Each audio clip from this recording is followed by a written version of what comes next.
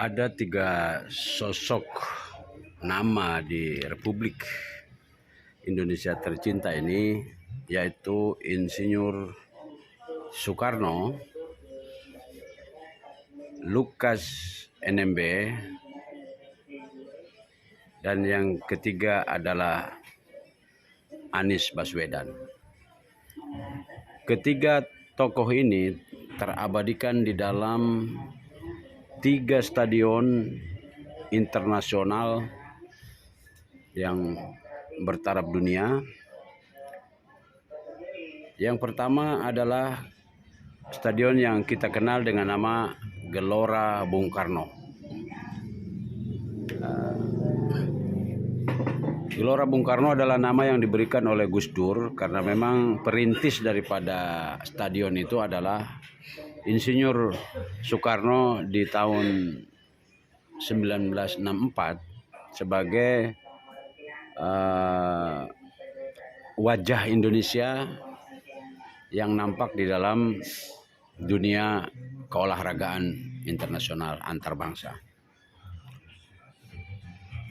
Di zaman Soeharto namanya dihilangkan menjadi Gelora Senayan, kemudian di zaman Gus Dur dihidupkan menjadi nama Gelora Bung Karno, dikembalikan kepada pembuatnya atau penginisiatornya.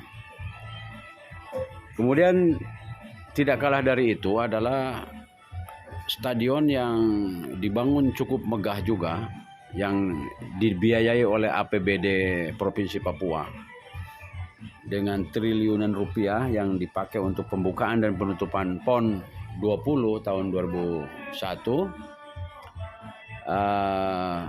Itu diinisiasi oleh Lukas NMB yang kemudian juga dikasih nama Lukas NMB Stadium.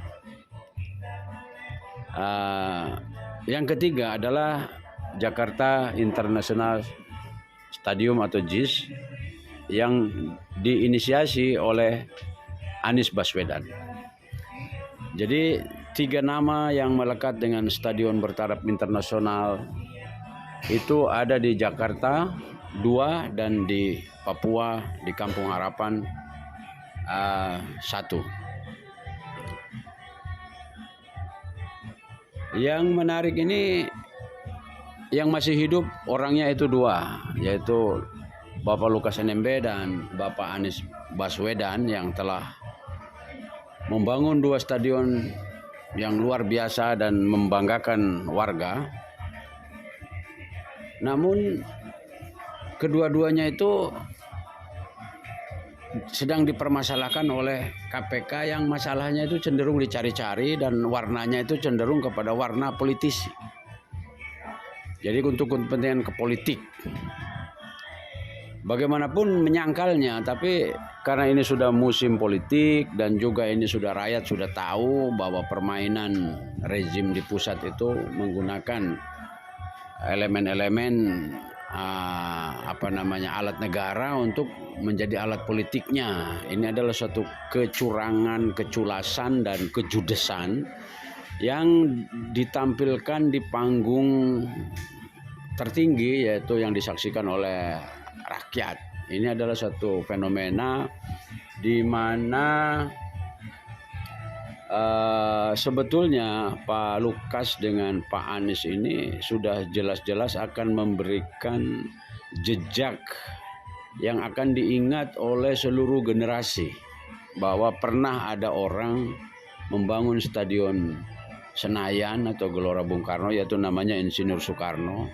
Pernah ada orang membuat Jakarta International Stadium, yaitu Anies Baswedan, dan pernah ada orang yang membuat stadion mega di provinsi yang selama ini dikesankan provinsi yang tertinggal, yaitu di Papua, yaitu orangnya bernama Lukas NMB. Kami tidak pernah mendengar nama lain, baik itu dari gubernur yang dari apapun. Nah, jadi Lukas NMB dari sisi pembangunan itu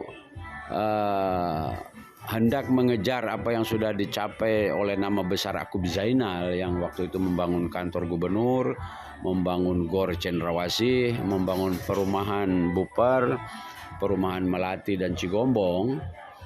Itu gubernur dari tentara yang merupakan orang Malang, orang Jawa, akan tetapi diingat di dalam memori orang-orang Papua bahwa dia adalah gubernur yang berpihak, sehingga jejaknya jelas, yaitu membangun infrastruktur. Ya, walaupun untuk dikaitkan sekarang itu di zaman itu di tahun 74 itu hanya bangunan-bangunan biasa, tapi keberpihakan Pak Yaakob Zainal kepada Papua yang menimbulkan jejak-jejak pembangunannya sampai kantor gubernur pun baru diganti di zaman Pak Lukas NMB dengan bangunan yang cukup megah ya. Saya pikir begitu dulu guys. Oke, baik. Terima kasih.